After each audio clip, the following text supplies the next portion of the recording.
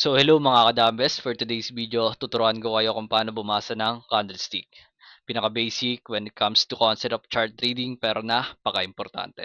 Kaya kung beginner ka at gusto mo malaman ng anatomy ng candlestick, para sa ito. Okay, so eto, nag-download ako ng image about sa anatomy ng candlestick. Okay, paano nga ba natin to binabasa, Kuya Dambes? Okay, makinig mabuti, mag-take notes hanggat maaari, so wala kayong nakakalimutan. Okay, simulan natin sa bullish candle. Okay, ang tawag dito sa linya na 'to is upper wick, sa babang linya is lower wick. And nandito sa gitna yung rectangular shape na 'to, tawag diyan is body. Okay. So laging tatandaan 'pag bullish candle nag-o-open yung price sa ibaba at nagko-close sa itaas. Okay, so paano ba natin 'to binabasa? Ganito 'yan, nag-open yung price dito, okay, sa baba, bumaba yung price, na-achieve niya yung pinaka lowest price, na-reject, tumaas, tumaas dito, naabot niya yung pinaka-highest price, kaya tayo nagkaroon ng upper wick, na-reject. Okay, dito nag-close yung price. So, ganoon lang siya kasimple guys, no? Basahin. Okay, pag bearish candle, kabaliktaran lang. Okay, dito nag-open yung price ay taas, bumaba, dito nag-close. So, ganun siya pag bearish. Paano nga babasahin? Ganito lang yan, open price, tumaas yung price, naabot niya yung highest price, na-reject, bumaba yung price hanggang dito sa lowest price. Okay, na-reject, and then dito nag-close yung price kasi bearish candle siya. Okay, so ganun lang kayo simple guys, wag nyo gawing komplikado yung pagbabasa ng candlestick. Okay, so tingnan natin siya in real chart. Okay, napapansin nyo, iba-iba yung sizes ng candlestick. So, ano nga ba nire-represent ng mga sizes niyan? Okay, pag may nakakita kayo ng malalaking gantong candle, okay, yan yung malalaki na yan, pati itong red na to. Ibig sabihin dyan, momentum candle. It's either bearish or bullish. Okay, nakita nyo dito, bearish. Ibig sabihin niya, pag may momentum candle, pwede pa mag-continue yung downtrend or yung pababang price action. Okay, dito naman, napapansin nyo, di ba, malalaki yung candle. Karoon siya ng bullish price action. Okay, so ano nga ba pag maliliit na? Paano pag maliliit na?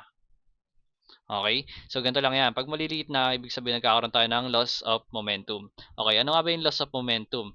Okay, yun yung nawawalan na ng momentum or bumababa na yung chances na tumaas pa yung price.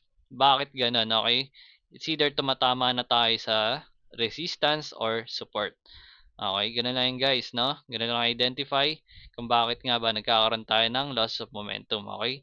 Basta tatandaan 'pag loss of momentum lumiliit na yung candle, okay. It's possible na magkaroon na tayo ng reversal or downtrend. Kasi nga tumatama na tayo sa resistance, 'di ba, nasa uptrend tayo, okay, tumatama na tayo sa resistance dito, kaya nagkakaroon na tayo ng loss of momentum, ayan. Gano'n lang 'yan guys. It's either bababa na yung price diyan, kaya nagkakaroon na tayo ng bearish momentum candle. Okay, gano'n lang 'yun. So, bakit nga ba importante na alam natin 'tong mga candlestick at ano yung mga nare-representa nito? Kasi puwede natin dito malaman yung susunod na galaw ng market, 'di ba? Kaya yan ito, 'di ba, alam natin na naglo-loss of momentum na siya tapos may resistance pa dito, okay. So, alam natin na bababa na yung price. Puwede rin natin malaman dito kung ano ba talaga ang nangyayari in particular time frame natin 'no. So, madalas 'to tinitignan ng mga trader para makapag-create ng trading opportunities. Okay, gano'n lang 'yan guys. So, ano nga ba nare-representa ng kada isang candle na 'to? Okay, so in short, nandito tayo sa 4-hour time frame. So, ibig sabihin kada isang candle na 'to nagre-represent or nag-open at close in 4 hours. Okay, mapamaliit man o malaki, nag-open 'yan at nag-close in 4 hours. Okay, so ba't nagkakaroon nga ba tayo ng malaki at maliit na candle kahit 4 hours naman 'yan, dapat 'di ba mataas yung galaw niyan? Okay, ang tawag natin sa mahinang galaw ng market o yung ganto, yung maliliit na candle is low volatility price action. Ibig sabihin ng low volatility, nagkakaroon lang tayo ng equilibrium o ng consolidation dito sa support and resistance na nandito sa specific candle na 'to. Okay. So, Kuya Dambes, ba't di ko paano natin makikita yung support and resistance dito sa na nangyari dito sa specific candle na 'to. Ganito lang 'yan guys, gumamit kayo ng lower time frame. 'Di ba nasa 4-hour time frame tayo, gumamit kayo ng lower time frame para ma-zoom in niyo at malaman niyo yung nangyayaring price action dito. Okay, kaya ako nilagyan niya ng box para 'pag ni-lower time frame natin, okay, 'di ba? Tayo dito sa 15 minutes. Ayun, 'di ba? Makikita nyo yung nangyari doon sa candle na 'yon. Okay, 'di ba sabi ko kanina nagkaroon tayo ng equilibrium or ng consolidation between support and resistance. Okay, nandito lang yung resistance niyan and nandito yung support. Okay? Ayan, nagkaroon ng bouncy moments dito, nagkaroon ng consolidation, bumuo siya ng equilibrium bago na breakout. Okay, ganun lang yun guys, ganun lang bumasa ng candlestick. Okay? So, laging tatandaan pag gumagamit tayo ng lower time frame para nag-zoom in tayo and pag higher time frame parang nag-zoom out. Okay? So, 'di ba nasa 15 minute time frame na tayo? So, ang ibig sabihin niya kada isang candlestick na 'to is 15 minutes. Okay? Yan, mapalaki man o maliit, 15 minutes 'yan. Laging tatandaan ha. Okay. So, if gusto niyo man i-zoom ulit yung isang candle dito. Okay. O, ganun lang guys. Ganun lang. I-zoom nyo ulit tong candle na to. Punta kayo sa 1 minute. Makikita nyo yun guys. Saan na tayo? Masyado ng ano. O, ayun, nangyari doon. Ayun, di ba? Nag-iiba yung market structure natin. Bumababa tayo ng time frame or pag tumataas tayo ng time frame. So, ayun, nangyari doon guys. Karoon ng downtrend doon sa specific candle na yon. Okay?